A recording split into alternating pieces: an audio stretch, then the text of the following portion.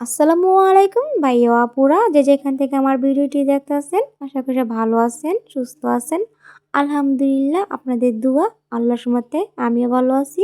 পুরো ভিডিওটা না টেনে দেখে এই ছোট বোনটা বাসা থাকার অনুরোধ রইল সবাইকে।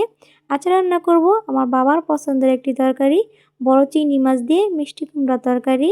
তো তরকারিটা আমি রাত্রের জন্য রান্না করব, তাই সব কিছু অল্প অল্প নিছি। অর্ধেকের অর্ধেক মিষ্টি কুমড়া ও কয়েক পিস চিংড়ি মাছ। তো যেহেতু অল্প রান্না করব, তাই লার্কি চুলাতে যাইনি, গ্যাসের চুলাতেই রান্নাটা করে নিব। তো আমি সব কিছু কেটে ধুয়ে চিংড়ি মাছগুলো লবণ হলদে মাখিয়ে ভেজে নিছি। আসলে আমার হাতের রান্নাটা আমার বাবা বেশি পছন্দ করে ও প্রশংসা করে, তাই আমি বাবার বাড়ি আসলে চেষ্টা করি আমার হাতে রান্না করে আমার বাবাকে খাওয়ানোর। আসলে বাবার হাতে ওরকমই হয়, তাদের মেয়ের হাতের রান্নাটা বেশি প্রশংসা করে মায়ের হাতে রান্না থেকে। তো আপনাদের বাবারা কি তাই? কমেন্টে জানিয়ে যান। তো এই যে আমি মশলাটা কষিয়ে নিছি, এখন মিষ্টি কুমড়াগুলো দিয়ে দিব। তো মিষ্টি কুমড়াটা দেওয়ার পর আমি ঢাকনা দিয়ে কষাবো না, ঢাকনাটা ছাড়াই আমি মিষ্টি কুমড়াগুলো কষিয়ে নেব।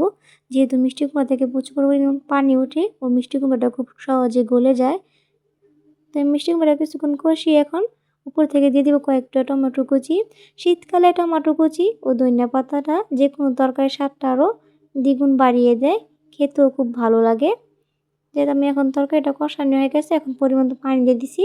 তো পানিটা দেওয়ার পর আমি চিংড়ি মাছগুলো দিয়ে দিব।